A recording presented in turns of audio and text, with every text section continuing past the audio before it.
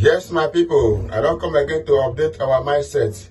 Like you all know, today case day for tribunal. So as the case they go on, we they wait, make they round up the case, we will see the outcome of today's case for tribunal. But meanwhile, I want to bring up the video when Peter Obi take address or talk about, make una watch and listen carefully of wetin Peter Obi talk about of June 12th yesterday, which is Democracy Day. Then as you watch the video, make sure you go like, comment and share, and at the same time also stay tuned, follow my page so that as I drop of the video of wetin happen today for court, the whole summary I will drop on here after this video. So stay tuned and like, comment and share as you watch this video. Thank you. Well, mine is first to start by most sincerely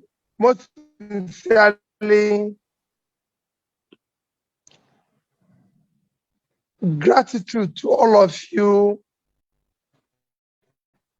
for the effort you have put over the years fighting for a better Nigeria and the welfare of people. We can't thank you enough because most of you have sacrificed a lot for this nation, and I'm sure God will continue to bless all of you in different ways. Again, to urge you to continue your effort. At times when you're working and sacrificing a difficult, unappreciated situation like we are in Nigeria, you feel very pained that your sacrifice is in vain. But I assure you it's not in vain. It's adding every day to this long journey of change. What you're doing is what is helping this change we are all fighting for. This new Nigeria we're all fighting for.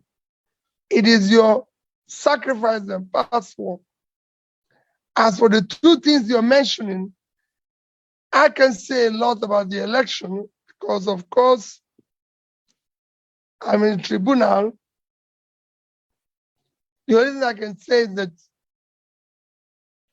the major ingredients of democracy is, like my very dear sister in Korea has said, must be rooted on the foundation of rule of law. And like I've said publicly, if you must seek or want to answer His or Her Excellency, the process through which you reach that destination must be excellent. Because you've now become exemplary, a role model for people to emulate. And we cannot allow our children, our young ones, to be emulating criminality and things that are wrong. So for me, this is sacrosanct. The process is far more important than what you do thereafter. As for issue of subsidy, I've maintained throughout the campaign that subsidy is organized crime, and I've shown it using the example of Nigeria and Pakistan to show that the quantity of we consume is far more than what we're supposed to consume, because we have a country with similar population, even with more roads. I don't know whether they have more cars, consuming below 50% of what we consume. So showing it, I've looked at the cost, and like again, my dear sister said, let's be transparent. Let's have the costing. I said I will remove it immediately. But let's have the statistical method in which you arrive at, one, the cost, what you're removing, and the benefits. Like I mentioned in my tweet, that there's a difference between if you have a toothache and it has to be removed. There's a difference between that you went to the dentist and he applies the local anesthesia and then having it removed by force. And when you want to do this, we want to see governance where every sector that requires urgent change is being done simultaneously. And for me, the number one thing we need to deal with in this country is cutting the cost of governance. It is huge, it is irresponsible, and must be dealt with immediately. When we cut cost of governance, that is number one. Then we now start cutting the cost, and every cost, everything we're going to do must be in such a way that there's an empirical, verifiable, statistical evidence. This is what we're doing. This is where we're going to do it.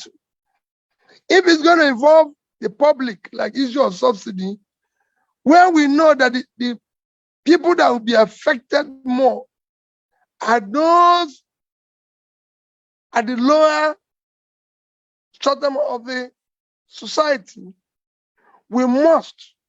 government must be pro-poor in all their decisions. They must look at what will affect them, those who are less privileged. Because all these things, for the privileged ones, it doesn't affect them.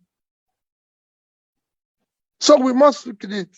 So for me, government must, in everything they do, think about the less privileged, the poor in our society. The targets must be how to lift them out of poverty, to how do you get those things that work for them, education, primary health care, work immediately, and then be able to ensure there's rule of law and order. There must be security. All this is what government is supposed to focus on and deal with. Thank you, people. Mine today would have been just to listen to you, because what you are doing is wonderful, and I'm glad I'm part of it.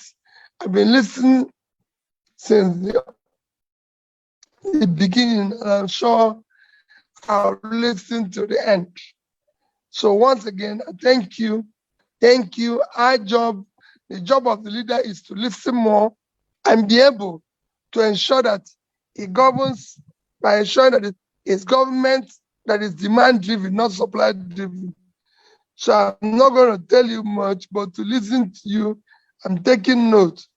I thank all those that have spoken. And it's wonderful. Thank you. God continue to bless all of you and your families.